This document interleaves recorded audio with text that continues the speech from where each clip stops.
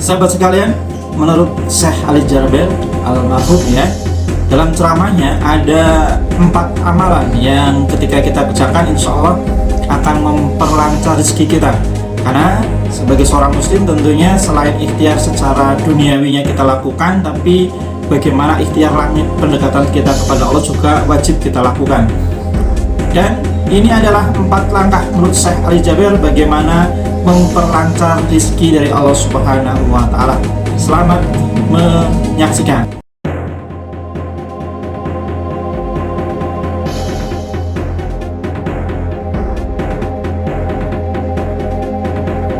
Assalamualaikum warahmatullahi wabarakatuh. Alhamdulillahirabbil alamin. Segala puji syukur mari kita senantiasa panjatkan kepada Allah Subhanahu wa Ta'ala. Salawat dan salam semoga tercurah kepada junjungan kita Nabi Muhammad sallallahu alaihi wasallam. Sahabatku sekalian, menurut Syekh Ali Jaber dalam sebuah ceramahnya ada 4 amalan yang insya Allah ketika kita kerjakan Allah akan memperlancar rezeki kita. Karena dalam agama kita, dalam memperoleh rezeki yang menjadi hak kita dari Allah Subhanahu wa Ta'ala, selain ikhtiar dunia kita lakukan, tapi bagaimana juga ikhtiar langit ya, pendekatan diri kita kepada Allah Subhanahu wa Ta'ala hendaknya juga wajib kita lakukan. Tentunya ikhtiar langit ini yang harus kita utamakan ya, pendekatan diri kita kepada Allah Subhanahu wa Ta'ala. Nah, menurut Syekh Ali Jaber ini ada 4 amalan yang insya Allah ketika kita lakukan akan memperlancar rezeki dari Allah Subhanahu wa Ta'ala. Baik sahabatku sekalian, apa 4 amalan itu? Yang pertama adalah lakukan ya, sering dan perbanyak istighfar ya, perbanyak istighfar ya, astaghfirullahaladzim ya, astaghfirullahaladzim wa atubu ilaih dan lain sebagainya, istighfar yang sesuai dengan yang dicontohkan oleh Rasulullah SAW. Kenapa harus kita perbanyak istighfar? Ya, berdasarkan firman Allah Ta'ala dalam Quran Surat Nuh ayat 10-12, bahwasanya Allah Subhanahu wa Ta'ala berfirman, Aku, Nabi Nuh, berkata pada mereka, beristighfarlah kepada Rabb kalian, sungguh Dia Maha Pengampun, niscaya Dia akan menurunkan kepada kalian hujan yang lebat dari langit, dan Dia akan memperbanyak harta serta anak-anakmu, juga mengadakan kebun-kebun dan sungai-sungai untukmu. Quran Surat Nuh ayat 10-12. Jelas di sini Allah secara gamblang dan jelas ya mengabarkan kepada kita, ketika kita beristighfar kepada Allah, maka janji Allah adalah Allah akan memperbanyak harta kita, kemudian anak-anak ya, kemudian kebun-kebun dan sungai-sungai untuk kita ya, umatnya.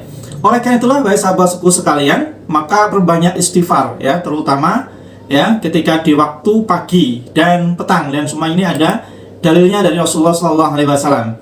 Sebagaimana hadis riwayat Ahmad bahwasanya Rasulullah bersabda, barang siapa yang memperbanyak istighfar, niscaya Allah memberikan jalan keluar bagi setiap kesedihannya, kelapangan untuk setiap kesempitannya, dan rezeki dari arah yang tidak disangka-sangka.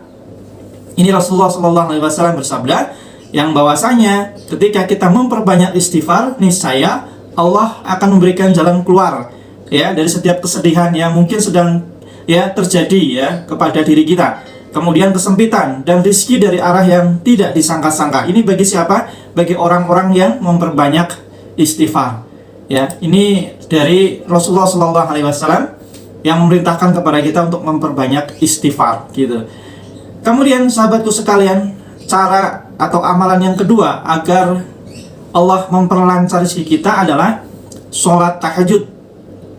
Ini sholat yang cukup berat yang dilakukan ya bagi orang beriman, karena di saat harus istirahat ya, lagi enaknya tidur, tapi kemudian kita harus bangun di sepertiga malam, dan jarang sekali ya yang istiqomah untuk melakukan sholat tahajud ini. Firman Allah, lambung mereka jauh dari tempat tidurnya, dan mereka selalu berdoa kepada Rabb-nya dengan penuh rasa takut dan harap, serta mereka menafkahkan apa rezeki yang kami berikan. Tak seorang pun mengetahui berbagai nikmat yang menanti, yang indah dipandang sebagai balasan bagi mereka atas apa yang mereka kerjakan. Ini sahabatku sekalian, ya janji Allah. Ya, seandainya manusia paham, memahami, ya sadar ya bahwasanya Allah akan memberikan ya kenikmatan yang tak terhingga, ya, rizki yang tak terhingga ketika bagi siapa yang mereka istiqomah untuk bangun di sepertiga malam kemudian mau mengerjakan qiyamul lail atau sholat tahajud gitu.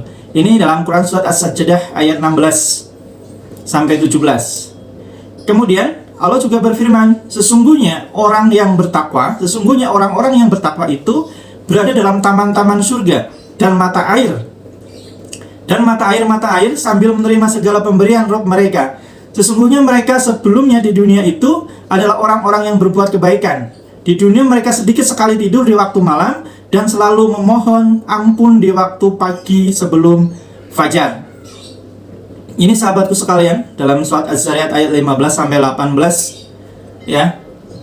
Ada kabar gembira bagi orang-orang yang bertakwa, yang berada dalam taman-taman surga yang penuh dengan mata air, ya. Kemudian menikmati pemberian dari Tuhannya, dari Allah Subhanahu wa taala.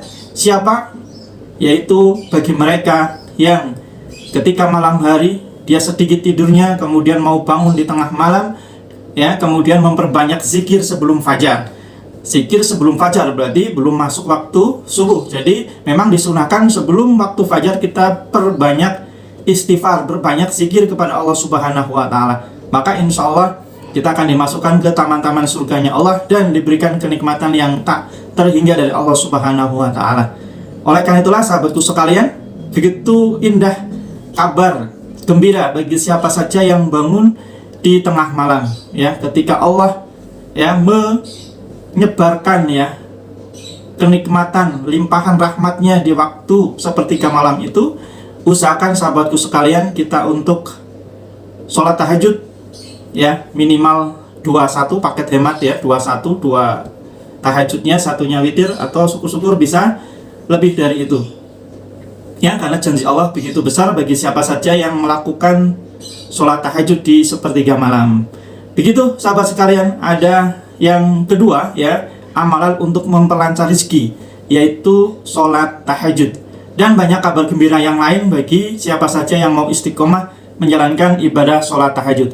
Kemudian yang ketiga sahabatku sekalian, untuk memperlancar rezeki, kata Syekh Ali Jaber, yang ketiga adalah berzikir. Hadis riwayat Muslim, Rasulullah Shallallahu Alaihi Wasallam bersabda, tiada sekali-kali suatu kaum duduk untuk berzikir kepada Allah, melainkan para malaikat mengerumuni mereka dan rahmat meliputi mereka serta ketenangan diturunkan kepada mereka, dan Allah Subhanahu wa taala menyebut-nyebut mereka di kalangan para malaikat yang dekat di sisinya. Ini bagi siapa yang duduk dan berzikir kepada Allah, Allah akan ampuni dosa-dosa mereka. Kemudian para malaikat juga mengerumuni mereka, ya, otomatis insya Allah didoakan oleh para malaikat. Kemudian rahmat pun, ya, Allah limpahkan bagi mereka yang siapa? Bagi yang mau berzikir kepada Allah Subhanahu wa taala. Zikrullah, mengingat Allah Subhanahu wa taala. Kemudian dalam Quran surat Al-Ahzab ayat 42 sampai 43 Allah berfirman, wahai orang-orang yang beriman, ingatlah Allah dengan zikir sebanyak-banyaknya dan bertasbihlah kepadanya pada waktu pagi dan petang. Ya sahabatku sekalian, ya, ada, ya, buku tentang zikir pagi dan petang. Lakukan, ya, di waktu pagi setelah sholat fajar, setelah sholat subuh, ya, kemudian lakukan zikir paginya. Insya Allah paling butuh waktu 5-10 menit, insya Allah sudah selesai, ya, zikir pagi. Dan zikir petang terutama menjelang ketika hari Jumat menjelang sholat maghrib, itu juga waktu yang baik, ya, untuk kita bermohon kepada Allah Subhanahu wa taala. Kemudian di Quran surat Al-Baqarah ayat 152 Allah juga berfirman, kala itu ingatlah kamu kepadaku, niscaya aku ingat pula kepadamu, dan bersyukurlah kepadaku, dan janganlah kamu mengingkari nikmatku. Ini perintah dari Allah untuk kita senantiasa ingat kepada Allah, kemudian juga bersyukur. Maka Allah juga akan selalu ingat kepada hambanya yang selalu ingat kepada Allah dan juga selalu bersyukur kepada Allah. Maka kebalikannya, ya, bagi yang tidak ingat kepada Allah, otomatis juga Allah tidak akan mengingatnya. Nah, ketika kita sudah tidak diingat kepada Allah, Allah sudah tidak peduli dengan kita, maka rizki yang berkah yang banyak juga akan dijauhkan dari kita. Walaupun mungkin jauh dari Allah kemudian diberikan harta yang banyak, ya, tapi tidak ada keberkahan di dalamnya, maka itu akan menjadi hal yang sia-sia. Ya, mungkin di dunia banyak harta, tapi nanti di akhirat hanya akan mencelakakan dirinya.